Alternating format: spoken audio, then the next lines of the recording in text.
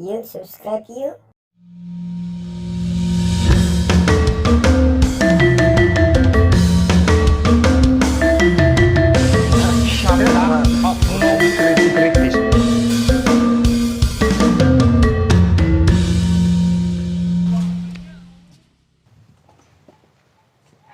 Assalamualaikum warahmatullahi wabarakatuh. Berjumpa lagi dengan saya Om Dian. Jadi di sini panggilnya Om Dian. Oke Om. Di acara Ya, Kautish. bagus, Om. Ini hari ini kita kedatangan tamu spesial. Yes, mantap. Seorang yang sangat pakar di bidangnya. Boleh nggak dibilang gitu pakar? Boleh nggak bilang pakar? Jangan Jangan dulu. bilang pakar. Enak sampai yang lain. dalam proses. Dalam proses. Tapi udah keren banget nih kegiatannya luar biasa di industri perfilman ya. Ya. Boleh silahkan Mas Erik perkenalkan diri. Nama ya? Nama Oh. Nama Erik Gunawan. Erik Gunawan. Nama pasaran. Nama pasaran. Nama pasaran ada maksudnya. Kesehariannya apa ini? Kesehariannya kesibukannya? ya ngajar juga, ngajar film Ngajar film. di Dosen. Presiden ya. Oke. Presiden University, terus juga di KJ juga. Asik. Ya, terus juga terima panggilan. Terima panggilan nulis naskah ya kalau nggak salah ya.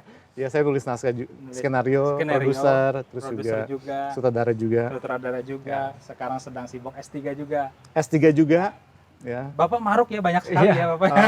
Oh, belum, itu masih kurang satu. Oh, masih kurang Iya. satu, apa lagi? Saya asesor Wih, film. keren. Bener nih, ke Bandung ini dalam rangka katanya sedang mengunjungi salah satu kampus di Bandung untuk di asesori ya, begitu ya? Iya, Nah, lagi ada kegiatan di asesmen assessment. di satu kampus. Begitu. Nah, teman-teman, hari ini kita lagi pengen bicara tentang dunia perfilman di Indonesia. Oh, oke. Saya sendiri secara pribadi itu Iya. banyak sebenarnya pertanyaan Waduh. tentang perfilman Indonesia. Kalau saya bisa jawab, saya jawab ya. Ya, itu dia. Kalau tidak bisa jangan dipaksakan. Iya, Santai iya, aja. iya, iya. Nanti kalau tidak bisa kita suruh penonton aja yang menjawab di Iya. kolom komentar gitu ya. Ya. Asik. Oke. Ya pertama yang ingin saya tanyakan nih, ya, sederhana secara umum, Ya. industri perfilman di Indonesia sekarang sedang kayak gimana sih suasananya? Apakah lagi turun atau naik atau rame atau gimana? Lagi rame banget film Indonesia. Lagi rame Iya. banget. Karena salah satu indikasi rame, saya ikut nulis. Ada cuannya luar biasa Bapak. Kalau agak rame, kurang, maksudnya kalau orangnya udah pas kan saya nggak kepanggil. Asik. Iya. Betul Nggak, juga. nggak. Ya memang sekarang dunia film Indonesia itu lagi bener-bener rame ya. Mm-mm. Kita bicara sebelum COVID ya, ya kan? Oke. Karena kan ini ada Iya, COVID. betul, ya. betul, Jadi ada batasan, ada COVID. Nah, sebelum COVID itu rame sekali, terus juga produksi. Kita bisa lihat di jumlah film di Indonesia yang tayang di bioskop kan juga banyak ya. Bahkan seminggu bisa ada 4 judul ya. 4 Seminggu judul ada yang- 4 di sekitar 4 bioskop. judul yang di bioskop yang beredar di Indonesia, Indonesia. gitu kan. Nah, terus juga mereka artinya tim yang itu kan yang lagi tayang, terus tim yang sedang bergerak, yang lagi sedang syuting itu juga banyak gitu. Banyak banget. Ya, indikasinya teman-teman saya susah ditelepon. Oke, jadi indikasinya berdasarkan kedekatan teman-teman. Berdasarkan, oh temen gue bisa dicetak, gue dapat cuan banyak loh. Luar biasa Bapak ya. Lagi syuting, Ah. asumsinya. Ya, artinya kan memang lagi banyak ya, Lagi indikasinya banyak. memang seperti itu. Lagi banyak. Berarti memang kalau dibanding dari tahun-tahun sebelumnya ini meningkat atau cenderung flat-flat aja? Tentunya dalam 2 tahunan terakhir ini, ya 5 tahun terakhir itu naik ya, Naik terus ya? naik terus. Sampai datanglah COVID. Tapi sebelum COVID ini ya, salah satu indikasi juga film Indonesia juga lagi meningkat kan, ada OTT ya, over the top, Apa itu?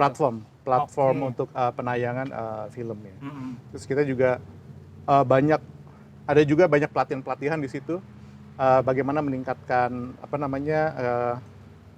pengetahuan, keterampilan, karena kan setiap over the top ini, setiap platform ini mereka punya ciri khas masing-masing. Betul, betul. Terus kita juga harus mengadaptasi.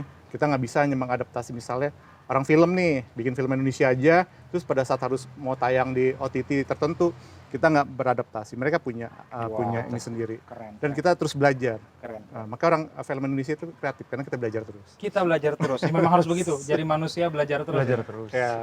Nah, ini kan sekarang lagi banyak nih gempuran film-film dari luar negeri.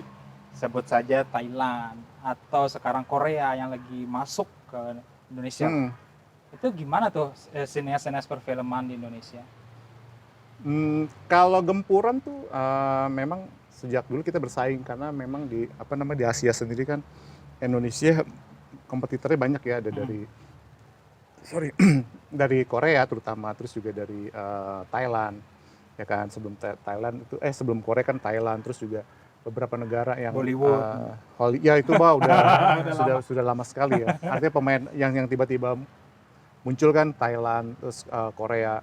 Nah, dalam menyikapi ini ya sineas Indonesia, terutama teman-teman yang saya kenal gitu, mereka memang itu tadi selalu belajar, terus mereka pergi misalnya mengadakan kunjungan, pengen tahu nih kenapa ya film Korea kok bisa maju, film kita enggak. Nah itu belajar tuh, kita pergi ke Korea Selatan, ya kan, terus ketemu dengan komite film sana, terus saling berdialog, nah seperti itu. Kalau belajar dari luar negeri itu apa nggak takut kita meniru nanti?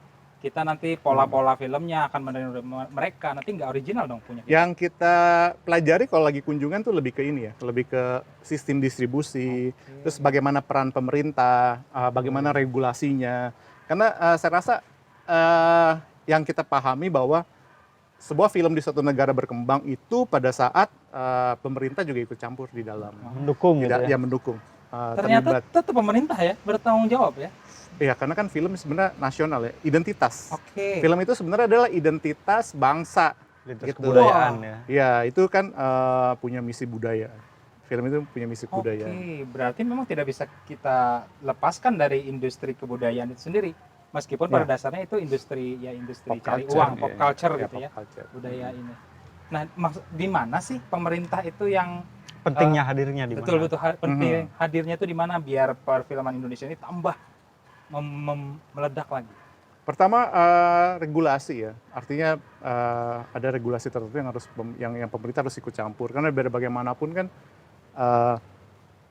pemerintah itu yang salah satu kunci lah ya untuk misalnya ada kebijakan tertentu, misalnya sekarang untuk meningkatkan sumber daya ada sertifikasi untuk insan film, nah seperti itu. Terus juga ya ada sertifikasi itu harus karena kita harus bersaing dengan internasional gitu kan. Nah terus juga ada pelatihan seperti yang baru-baru ini ada nih Kemenparekraf membuat satu pelatihan untuk penulisan skenario ya. Ada masterclass seperti itu dan dibuat di beberapa kota dengan putra-putra daerah terlibat di dalamnya, terus diharapkan di situ lahir tumbuh kisah-kisah yang memang khas Indonesia. Kisah khas Indonesia. Berarti selain menumbuhkan mencari bakat-bakat terpendam, melatih generasi muda supaya bisa membuat atau masuk ke dunia skenario atau perfilman ya. Juga ternyata ada mengangkat budayanya tadi. Misi budaya. Iya, salah satu yang belum lama ini yang Kemenparekraf lakukan ada scene ya.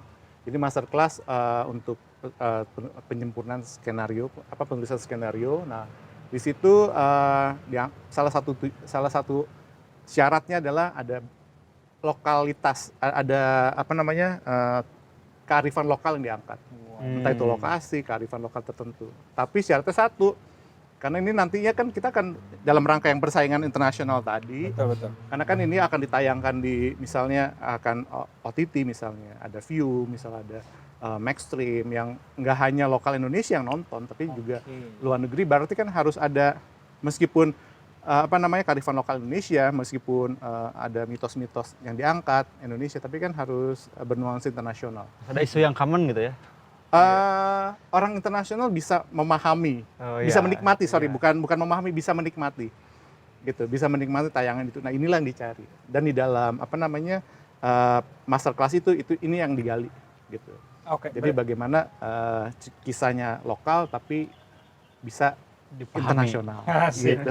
Berarti di master class-nya ini ngajarin ini ya, selera internasional berarti ya, bahasa sederhana. Iya, bagaimana lokal kita bisa dinikmati oleh kalangan internasional. Ya saya bisa kalau saya yang mengajar, saya memposisikan diri sebagai yang nggak terlalu paham situ ya. Saya kan orang Jakarta, asli itu land. Oke. Kan tiba-tiba misalnya harus mengerti budaya Bali atau mengerti kearifan lokal di Batak misalnya kan, di Medan misalnya. Nah, pertama saya lihat dulu, saya paham nggak apa yang mereka bawakan gitu. Kalau mereka bawakannya paham, ya berarti mungkin 50%, 60% udah orang internasional bisa paham gitu. Nah, tinggal kita gali. Kalau kita yang sendiri belum paham, berarti kan belum.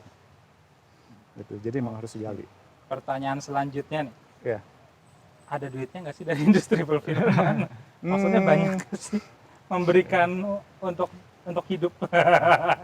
Lapangan kerja yang menjanjikan gak sih? Gini, kalau kita kalau kita ngomong lapangan pekerjaan itu di film Indonesia ya, Iya. itu ada 99 okupasi. Wow. Jadi ada 99 posisi di dalam Perfilman produksi film. Gitu. Jadi jangan takut jadi kalau Banyak kita ya ada 99 okupasi.